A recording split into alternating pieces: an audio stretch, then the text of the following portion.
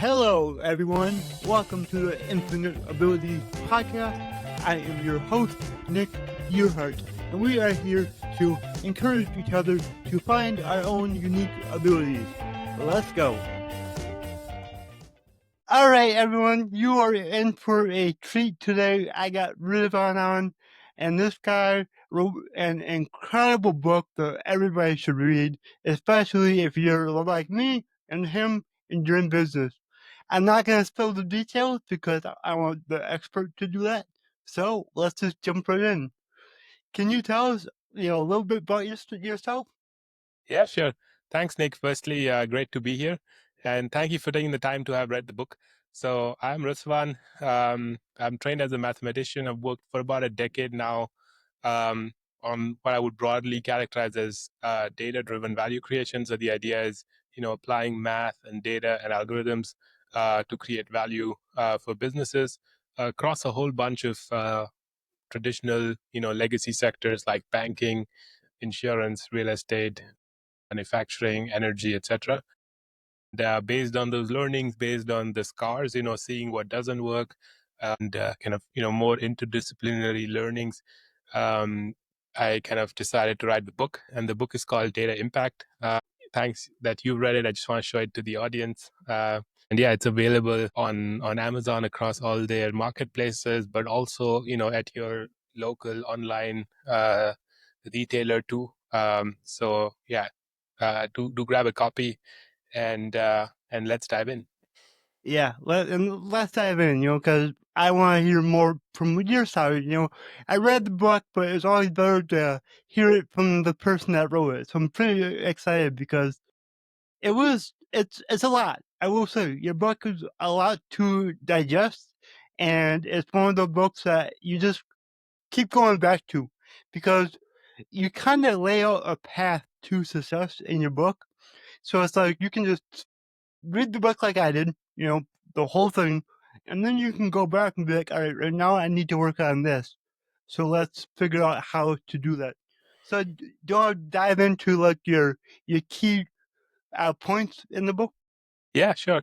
No, let's do that. And I think it's nice to hear that was your experience, because when I decided to write a book, I mean, when you speak with people who are thinking of writing a book, you hear two extremes, right? So you have one bunch of people who say anyone can write a book, it's super easy, whatever, right? And you have the other extreme that say, oh wow, that's crazy hard. Why would you even do it? And I think I kind of saw this spectrum, and what I asked myself was, why am I doing this, right? And sort of having really fundamental clarity on this before even sort of embarking on writing the book, right? And what so the reason I wrote this book is that we're living in we're living in the broadest sense in a paradigm shift, right? So what does that mean?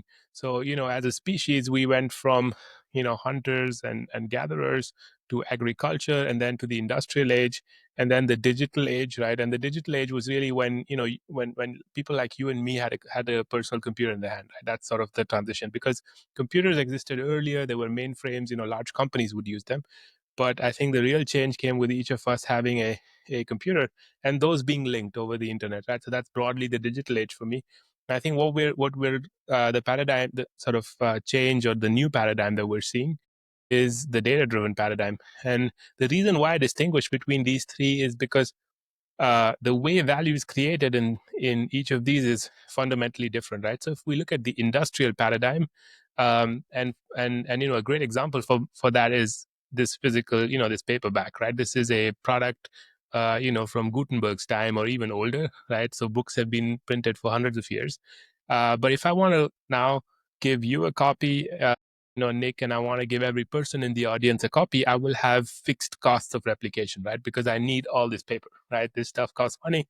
And so if I want to, so the book contains some kind of useful knowledge, right? Some value. But if I want to scale that, I have fixed costs, because I need to get all that raw material, etc. Right? I also have fixed costs of personalization, meaning if I decide to write a person specific chapter for every person who reads the book, it's going to take me, let's say, 2 hours per person to sort of understand their context, to apply the ideas in the book to them, etc.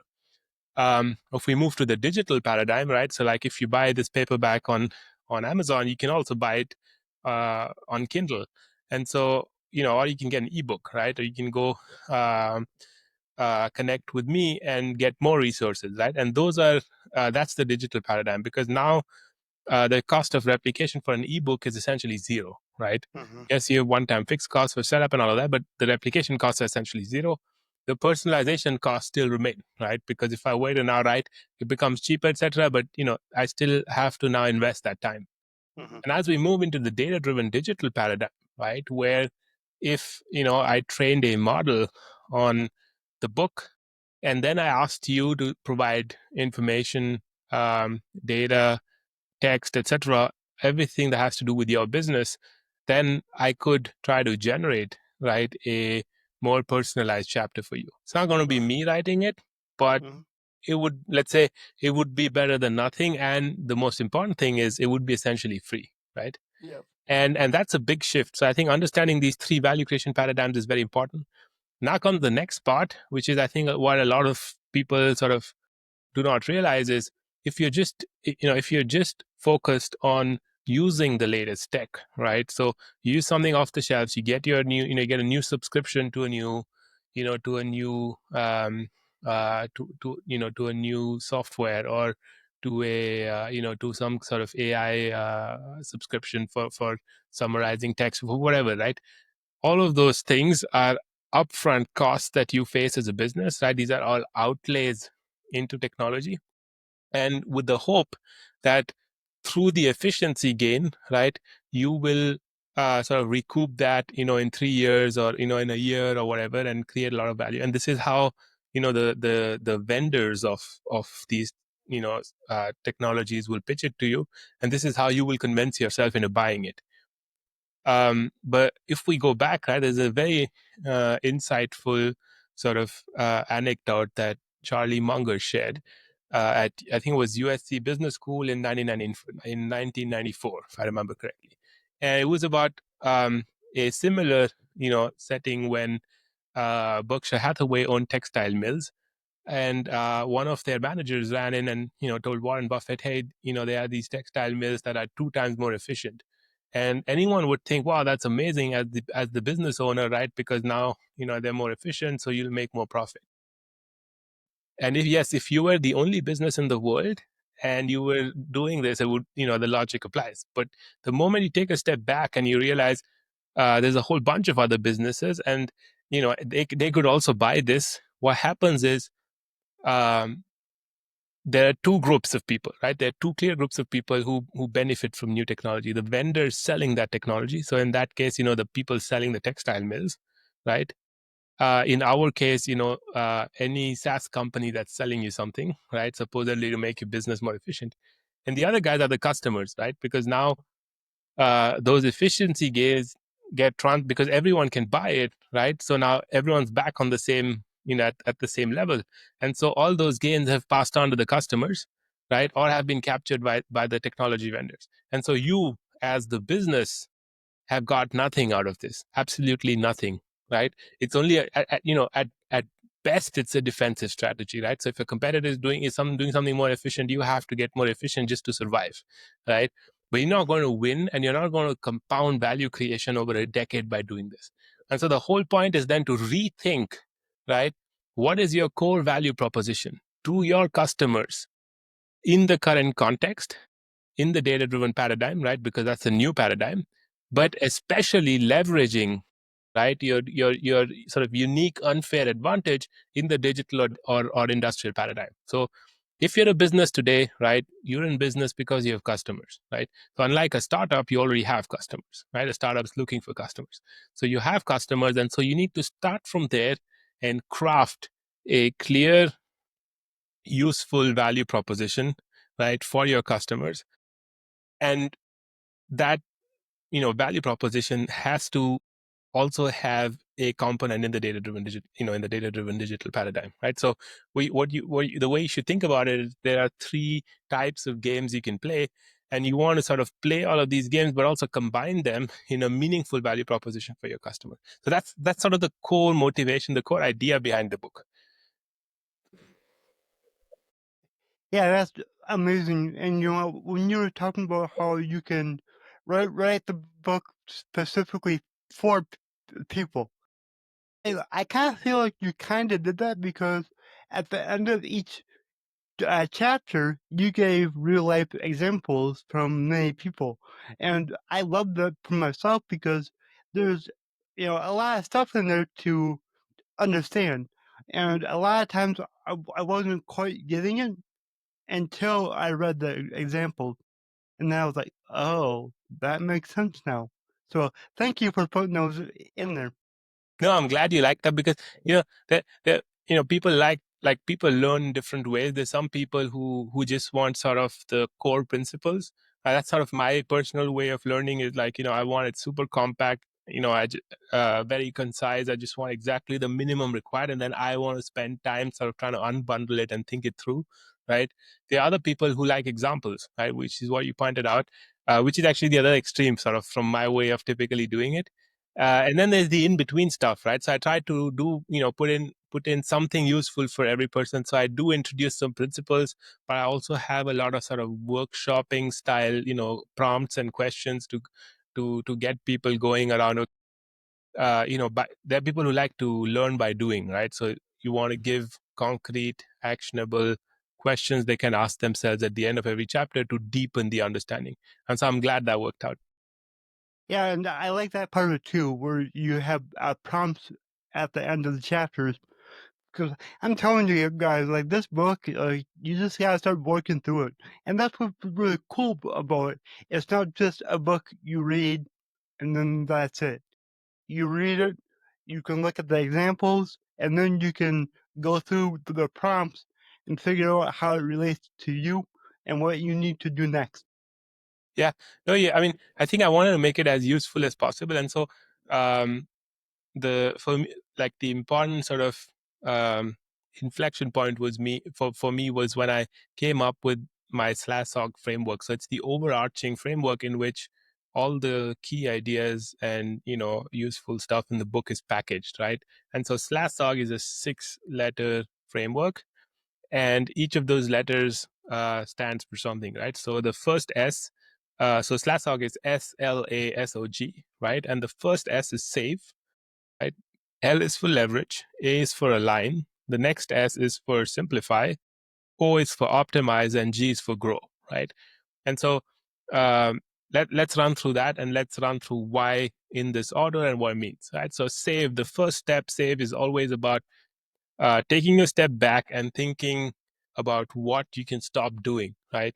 Because what happens very often is you always think you need to do more, right? And so I think what I've seen also a lot of businesses do is there's this sense of panic. Oh shit, AI is coming. I don't know. We've seen this on the news somewhere. Someone's written an article, whatever. So you go into this panic mode. You go into this excitement mode. So these are all emotions that essentially make you do things that are not rational, right? That are not rigorous. And so you want to take a step back and say, okay, let's think about what's going on, and let's think what we can first stop doing. And so it's to check this tendency to, pull out your wallet and start spending and trying to buy your way to glory. That doesn't work. Okay. Now comes leverage, right? So now when you say, okay, I have saved some money or I have stopped doing the wasteful stuff, let me ask myself the question, what is my unique unfair advantage? So let's sort of unpack that. Unique, because the moment you try to play someone else's game, you're either on the same terrain, right? Or you're more likely to lose if it's their game, right? And so the idea with leverage is to pick your battlefield, to play your game based on your unfair strengths, right? And each one of us has, each one of our businesses has something unique, right? So for example, your customer demand is unique to you, right? No one else has the exact same customer demand, right? So you want to start from there. Like, you want to really unpack and understand the demand that you have, and how you deliver value to your customers, what value you deliver to them, why they like that, etc. If you have physical assets, right? So we're not all, I don't know, SaaS companies. So if you are a, whatever size business, if you have physical assets, right, which means stores, offices, any of that stuff, you want to leverage that, right, in the data driven paradigm, not leverage financially, but leverage in the data driven paradigm, right? um, if you have any other non-digital advantages, right? So in-person interactions with customers or whatever else. So you want to take all of that, and then you want to counter position, right? So that if you have a digital native player, or you feeling like you're losing out to pure play digital players, by counter positioning, you're essentially telling your customers, look, this is the unique value I offer to you, and only I can do it, right, in this way.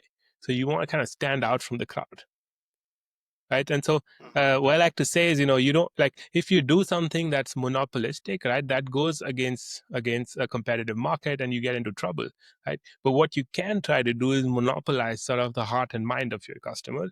And you do that in the data driven paradigm. You have data, right, and you have all your sort of physical interactions, like in physical spaces, right? If you have stores, offices, showrooms, whatever, right?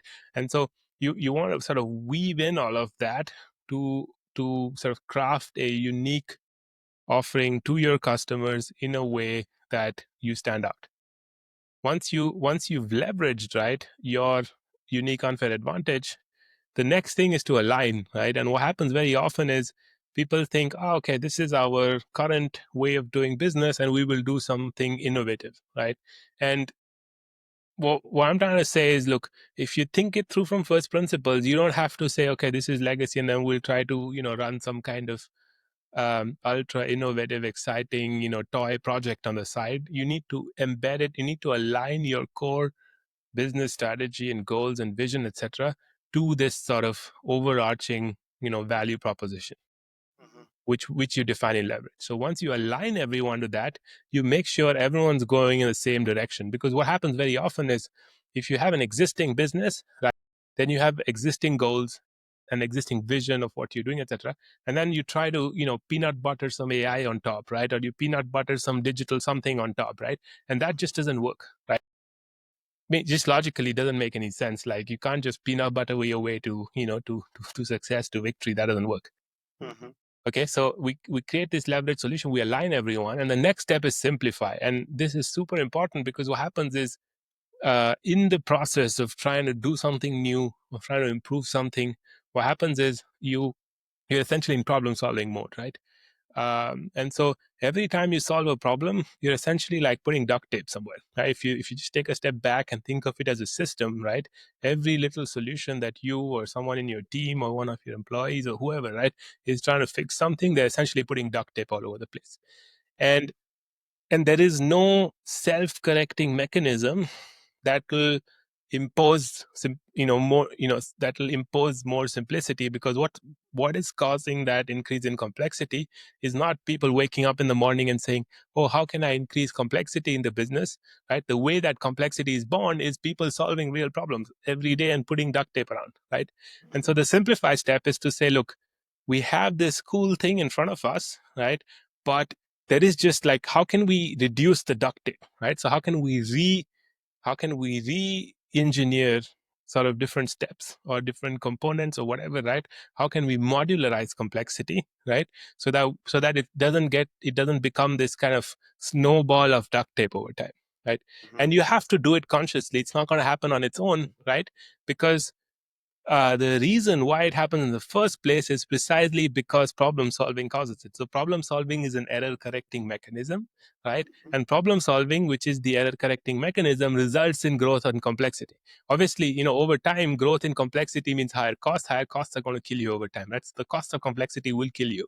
And so there is no error correcting mechanism to bring about simplicity, because the error correcting mechanism itself is the problem.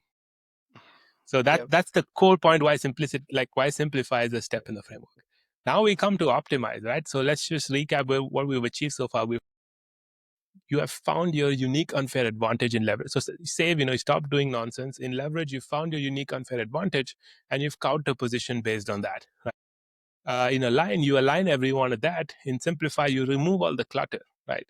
Now what's left is exactly what you want to juice out, right? This is your, these are the ingredients for you to make your cocktail now, right? And Mhm. now you want to make sure you don't waste anything, right? You want to squeeze that lemon as hard as you can. You want to put in every bit of ingredients and flavor that you have, right, to create the best possible value proposition. And what happens very often is we have this evolutionary instinct to do just enough, to be good enough, and sort of stop there, right? Because when we were living, in the wild, on the steppe, in the savannah, right, when we didn't control our physical environments, going extreme in any way would have resulted in you getting killed, right? Mhm. But today, hey, in today's business context, like, we play by the rules we define. So it's not, there's nothing crazy really. I mean, of course, there might be edge cases you want to think those through, but once you've done that, right, you want to optimize in that sort of de-risked environment in which you're operating, right? And all of this is to grow, right? So the point is, Mhm. you need to, like, there's no point doing all of this if you're not willing to think, beyond your existing resources, right? So get over your scarcity mindset, embrace the abundance in the world, right? And embrace the abundance of demand of your customers, right? So embrace that which will delight your customers. And if you then, if you do all of this, if you SlashOg your way, this gives you this is a nice framework for you to think from first principles about your own business. Yep. Exactly. I agree. And I love that framework. And when you go through the book, you reference that a lot, and it really helps to understand what you're talking about because you've got that core framework that you explain right away. And then from there, you can just go through the book and apply that framework to each step. So yeah, that's really awesome. Yeah, no, thanks a lot, Nick. I'm glad you liked Yeah. it. And I think, yeah, the whole point of writing this book was not because I want to write a book, right? I've written this for you, and I want you to use it, right? Hmm. And I think I'm so glad to hear that you say this, Nick, because it's a book I think you can read in 90 minutes, right? So if you're taking a flight, you're taking a train, you're on a commute, this is the perfect thing you can read through, right? At one go. And feel free to skip, right? In your first read, if you feel something's not really clicking at that point or is not critical at that point, just complete the book once and skim and skip whatever you need to, and then you can keep coming back to it, right? You can dig a little deeper, right? Because learning, like, there's learning sort of by reading, there's learning by listening and speaking with people. Like, you can read the book, you can listen to this podcast, but then the real impact comes from you doing it, right? And sort of Yep. that is something I really want to get across in the book, in the podcast, is like, I'm trying to give you a lot of value. I'm trying to give you a frame. I can't give you a cookbook. I'm not giving you a recipe to follow blindly, because otherwise they would not, like, if entrepreneurship could be turned into a recipe, there would not be, like, there wouldn't be a market. There wouldn't, because just logically you can't do that, right? Because then everyone would copy paste it and you have infinite, money printing machine. So that logically Yep. doesn't work, right? But the idea of a framework is that it helps you sort of, it reduces the dimensionality of the problem, right? It sort of, a it projects your problem into, so, instead of thinking in 3D, I give you a 2D drawing, so it's much easier to sort of see, right?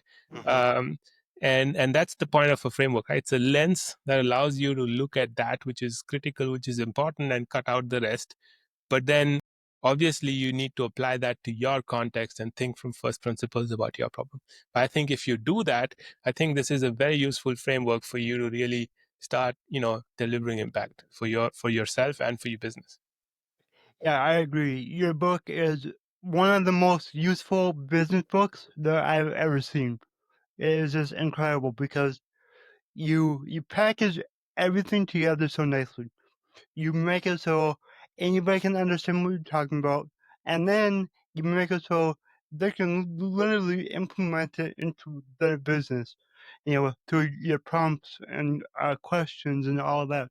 So yeah, anybody listening, please get the book because if you're a business owner or a CEO, anybody in higher up in business, like this is the book for you. Thank you so much, Nick. Thank you for that. Yeah, of course.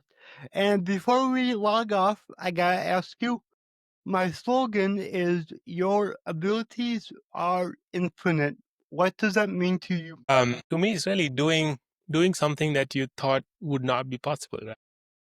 And for me, just writing this book was that, at the end of the book, I'm sure you've read it, like, not to give out any spoilers, but like, I struggled to even write essays in school, right? So like, I would write something for about half a page, and then that's it. So I would take whatever I was trying to write and compress it and sort of make it so concise that it wouldn't take more than a page. And my classmates were able to write pages and pages. When I decided to write a book, like, the motivation, the vision, the mission, everything was clear, but I was not sure whether I would be able to actually deliver it, like, in terms of writing out enough pages. And so, infinite possibilities, I think, is the mindset that sort of in that moment tells you, hey, if what you want to do and why you want to do it, right? Then you just got to believe in that infinite possibility and sort of go and do it. Definitely. I love that answer. And can you remind the audience where they can get your book, the name of it, and where they can find you? Yeah, sure. So I just hold it up again. So the book is Data Impact, right? How legacy businesses save, leverage, align, simplify, optimize, grow to win. You can find it on Amazon, on wherever you stay, on the Amazon store you use. But if you Google it and put your location, I think it'll also show up, in all the other sort of non-Amazon online and offline bookstores. And yeah, go to Ritavan.com. If we connect there, I'd love to provide you with more resources, with more, free resources, also, more detailed resources, like a video course that kind of dives deeper into how you can apply this to your business. Because what I realized was, you know, uh, when you read a book, it like it kind of gives you clarity, but to actually drive impact, you also need that sort of courage, right? That what you say about this mindset of infinite possibility, and really helps to just be able to see a video course with a human being sort of explaining and sort of being by your side, joining a community of people who are trying to do the same thing. All these things kind of speed up and help you, help you actually get the thing done. And so if you go to ruthvan.com, and just fill out the fill out to get early access. I'll send you over a whole bunch of resources that will help you implement the ideas. Awesome. Thank you so much for that. This has been really great. I can't wait to dive into your book deeper, implement it in my business because it's going to help so much. So thank you again. Thank you, Nick. It was lovely being on your show. Thank you so much. If you enjoyed this show, please go ahead and share it on your Instagram story and tag me here, the Nick Yerhart. Also, go ahead and share it anywhere else that you see fit, because the only way that I can grow this is by you guys sharing it. I don't sell anything on here. I don't have any sponsors, so let's just get it out there by word of mouth and help more people. Alright, everyone, remember, your abilities are infinite.